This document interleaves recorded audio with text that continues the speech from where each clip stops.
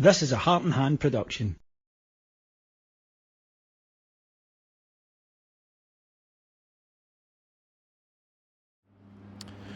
Hello folks, it's David here after Rangers have gone out the Scottish Cup, losing on penalties 4-2 after the 120 minutes of today's game finished 0-0. And it kind of feels right now that this Rangers team just finding new ways to disappoint us, and managed it again today. First things first, Rangers have had 2 home games against Celtic, a poor Celtic side to be honest, at home with a chance to really lay down a marker and turbocharge our season, and we failed to beat them in these 2 matches. It's that simple. And this is a results business. You can talk about, well, if this had happened and maybe it's that and whatnot, but the reality is this Rangers team, when it gets to a crunch situation, doesn't deliver, and today was another example of it. Rangers were the better side, I think it's fair to say, in what was a pretty poor game. Celtic had been shorn of even more of their first team players, with McGregor not being able to play. Manager Danny Röhl made 2 changes to the side that drew last week. In came Nasser Giga for John Souttar, and in came Mohamed Diamande for Tochi Chukwueze. And in the first half, Rangers, as I say, had the vast majority of the ball without really creating an awful lot. It was quite a harem-scarum game. Celtic thought they'd taken the lead 10 minutes from half-time. Rangers not really dealing with the second ball from a half-cleared corner. It was flicked on by Scales and nodded home by Maeda. Jack Butland, I thought, should have saved it, but after an offside VAR check, that it was ruled out for Liam Scales being offside. You hope Rangers might respond to that lift, because obviously it gave the supporters here a lift. And then in the second half, the manager brought Chukwueze on for Diamande, who'd picked up a booking early on. Just was not really having the desired effect. Chukwueze was excellent.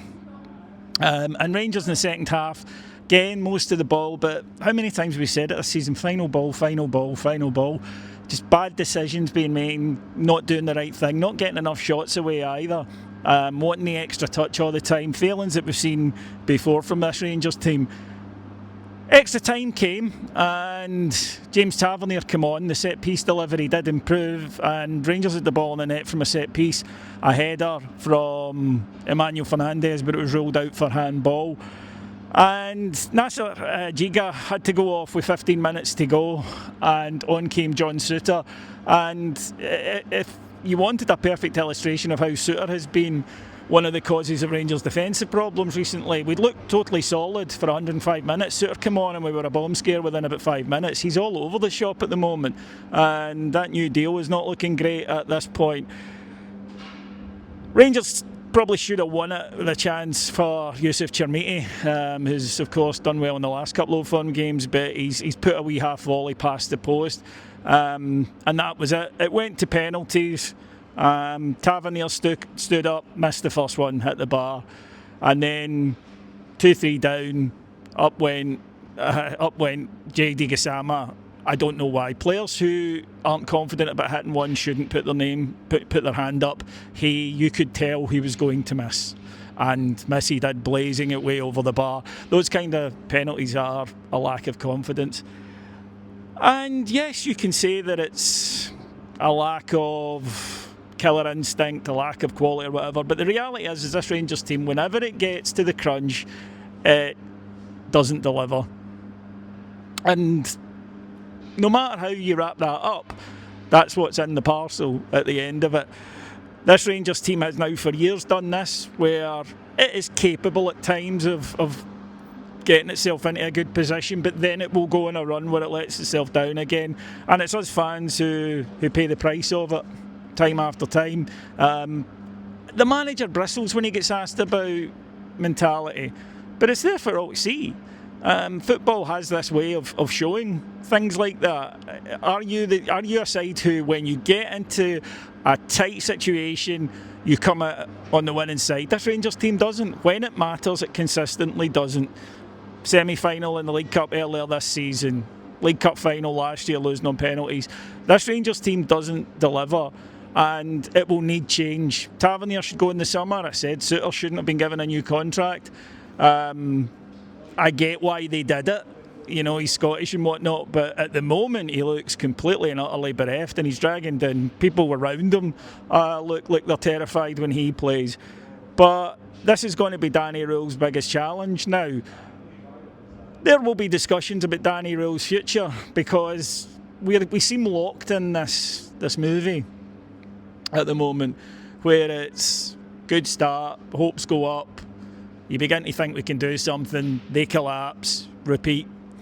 And until a manager, him or someone else, figures out why this happens, it will continue to happen. Rangers need wholesale changes. If they don't have a winning mentality in the dressing room, they need to bring in some players who can provide it. And that's where Kavanagh, Marat, etc. will need to step up and put the funds in place. But there's no getting away from it. That's the thing, there's no getting away from the fact that when it comes to the crunch, Rangers let us down as fans. And they cannot then be unhappy that the fans don't trust them, or the fans have this kind of fear that that's what's going to happen, because it's always what happens. And until they start to prove that it won't be, that's what we're going to continue to believe. How can we not? We can only go on the evidence of what we see. After the match, there were some ugly scenes. When the Celtic supporters came onto the pitch to celebrate, were taunting the Rangers fans. Some Rangers fans reacted, went up. There were people on the pitch for a number of minutes after the game, likely to see both clubs hammered and likely to see recriminations, because they'll probably just say it's quicker. I mean, they'll probably just say, right, just ban away fans again. And that might be the outcome of today's game from those scenes at the end. And I'll be honest right now, that's kind of way down my list of concerns. Rangers have got to find a way to stop coming up short, because it happens all the time. And for the fans, we're the ones that are left with the painful evening and week afterwards. The team can say, and the manager can say, well, there's still a lot to play for this season. There is, but we've heard that before. And when it comes to it, they then don't play. They don't deliver. So now they either have to, if they want to change people's minds, they need to change the outcomes. Fans can't do it for them. It's down to them. Thanks for listening. Bye-bye.